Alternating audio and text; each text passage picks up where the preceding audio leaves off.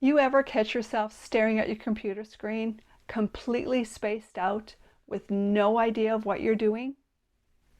Or you wake up more tired than you were when you went to bed? That was me for a long time. And I'd figured it's just stress. I'll bounce back. It'll pass. But I didn't bounce back. Not right away. And if any of this sounds even a little bit familiar, stick around because this video is all about burnout. What it is, why it happens, and who's most at risk for it. And what you can actually do to feel better and more like yourself again. Hi, I'm Roxanne, and I've been through it. Maybe you have too, or maybe you're just now realizing it. Either way, you are not alone. Let's talk about this thing called burnout. But before we start, hit that subscribe button if you're into honest conversations about life after 60. So what is burnout? Burnout isn't just being tired. It's not something a nap can fix. It's that deep, bone-level exhaustion mentally, emotionally, physically. It's when the things that used to feel easy now feel impossible or meaningless. The World Health Organization describes burnout as a syndrome resulting from chronic workplace stress. But let's be real, it shows up at home too, in caregiving, in relationships, in retirement too. There are 3 major red flags that you might be experiencing if you have burnout. 1, exhaustion. You can't recharge no matter how much you rest. 2, cynicism. You stop caring, or you get really negative. 3, feeling ineffective, like nothing you do makes a difference. Sometimes you don't even know it's burnout. You just know that something's off. Let's take a moment to define what stress actually is, because understanding stress helps us to know how it's different from burnout. Stress is your body's natural reaction to any kind of pressure. It's not always a bad thing in small bursts. Stress can actually help you stay alert and focused and motivated. Think about when you're meeting a deadline, navigating traffic, or preparing for something important. That edge you feel, that's stress doing its job. But chronic stress, that's where the trouble starts. When the pressure never lets up, when there's no pause between the demands, your body stays in high alert mode all the time. Over time, that just wears you down. So how does that differ from burnout? Stress says, I have too much to do. Burnout says, I don't care anymore.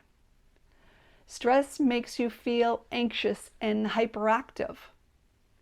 Burnout makes you feel numb and drained. Stress creates a sense of urgency. Burnout replaces that with hopelessness. It's like the difference between revving an engine too hard and not having fuel at all. Burnout is what happens when stress goes unchecked, when the pressure doesn't let up, and your resources don't get replenished. It's not about weakness, it's about depletion. So when we talk about burnout versus stress, we're talking about a shift from I can't keep up to I stop trying. And many of us don't even notice that shift until we're too deep in. Let's clear something up. Burnout versus stress isn't just semantics.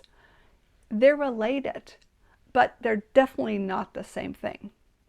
Stress is what happens when you're overwhelmed, but still feel like you can push through. It's that buzzing tension you get when your calendar is too full and your deadlines are too close together and you're pulled in 6 different directions. Stress says, if I just keep going, I can get to the other side. But burnout says, I don't even care if I get to the other side. It's like something inside you just shuts down. Stress creates urgency, burnout creates apathy. Stress can be short-term and sometimes even helpful.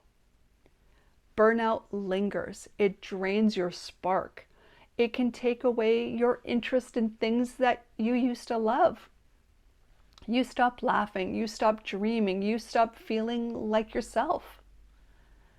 It's the difference between sprinting and collapsing, between running on adrenaline and running on fumes. So when we talk about burnout versus stress, we're talking more than about how busy we are. We're talking about whether we've got anything left to give. And the hardest part, most of the times we don't even realize we've crossed that line until we're already on the other side. So who gets burnout? Anyone. Seriously. Burnout doesn't care if you're climbing a career ladder or if you're retired.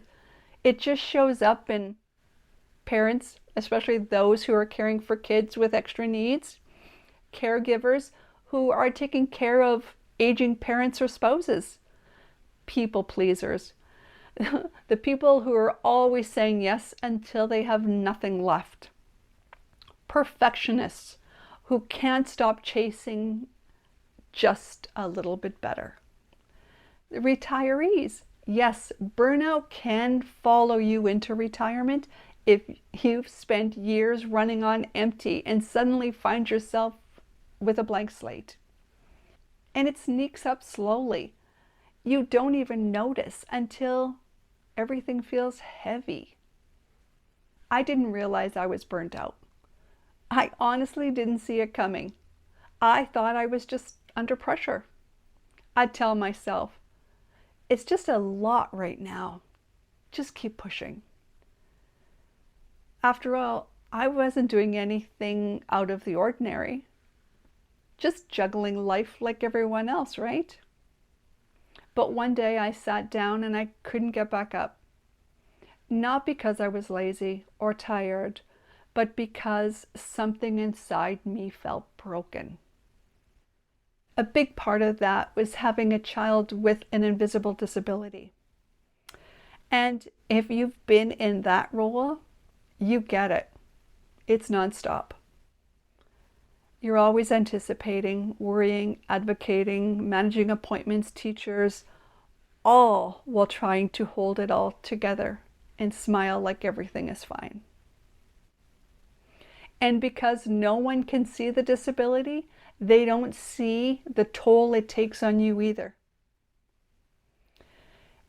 You're not only physically tired, but you're emotionally worn thin.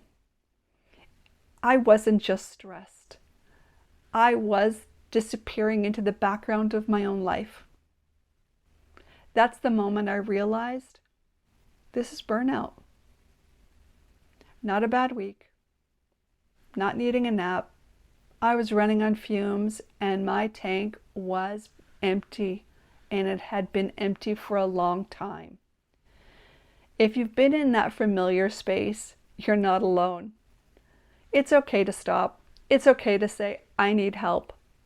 And it's okay to be the one who needs care and not the one to give it. Now you might be asking, what causes burnout? Burnout isn't just from doing too much.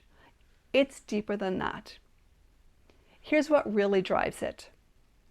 It's a lack of control. you feel like you don't have a say over your own time, your energy, or your choices. Unclear expectations. Whether it's at work or at home, when you're not sure of what's expected of you, everything feels like a failure. Chronic overload. Not just busy days, but every days. You're always behind and never done. Emotional labor, especially when you're managing invisible needs like caregiving or parenting a child with a disability. No recognition. When no one sees what you're doing, it's easy to wonder why you're doing it at all. Loss of purpose. This one hits hard in retirement or after a major life shift. When your identity is tied to what you do, who are you when that role ends? Most people expect burnout to be loud, like crying in your car or yelling at your boss. But more often, it's quiet, after losing interest in everything. It feels like you're sleepwalking through your life. Let's talk about how you come back from burnout. Because here's the truth. Rest alone isn't enough. Recovery takes intention. It takes change. And it's different for everyone. But here's some things that actually have helped me. Real rest, not just collapsing on the couch. I'm talking about the kind of rest that helps you come back to yourself. Sleep, stillness, time in nature, time without screens, time that isn't about doing anything but just being. Boundaries. You can't recover while you're still living in the chaos that's caused the burnout. That means saying no, saying not now, saying I matter too. Start small. Protect your mornings. Turn off your phone at night.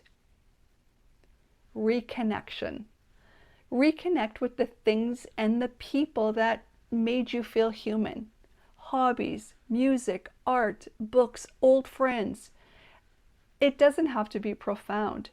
Just something that reminds you that there's still joy out there. And it's for you too. Support. Burnout thrives in isolation. You don't have to fix this alone. Talk to someone, a friend, a therapist, a coach. Even watching videos like this can be your first step towards not feeling so alone.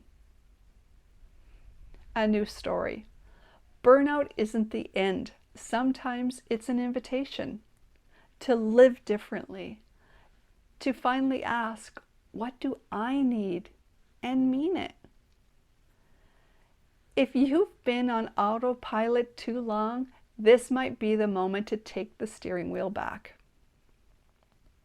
If any of this is hitting home, go ahead and like this video and tell the algorithm more people need to hear this.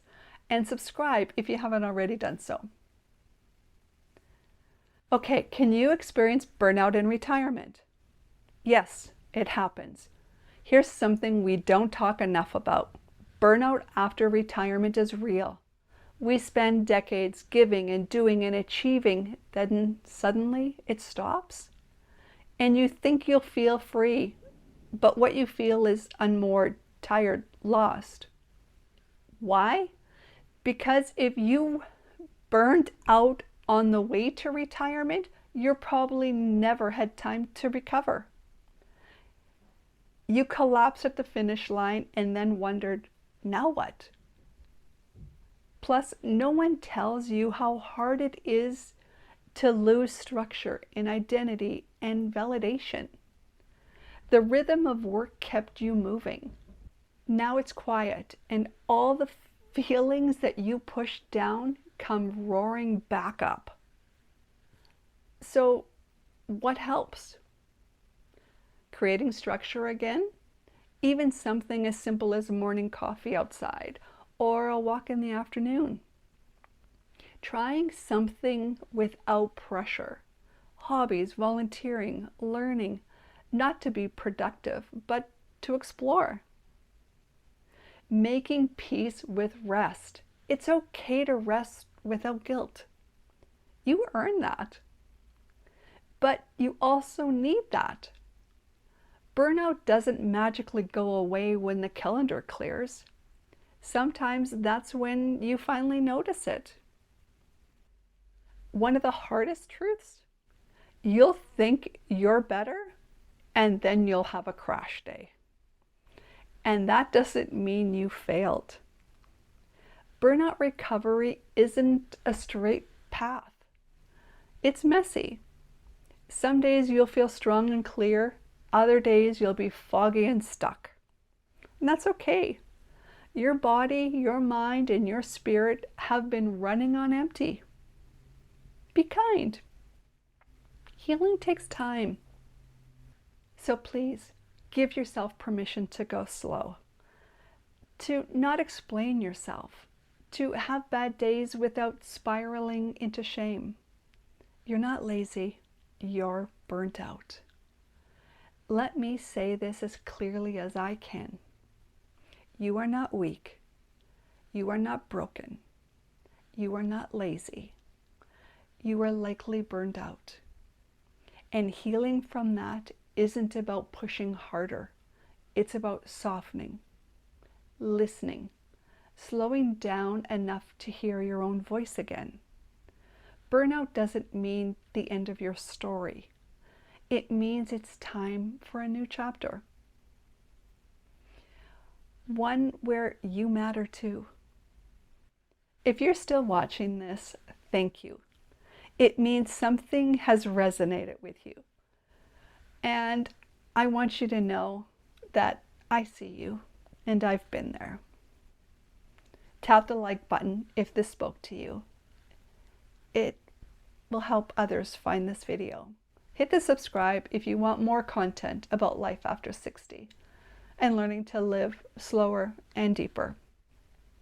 Take care of yourself. You matter, and it's okay to start small. Catch you on the next video.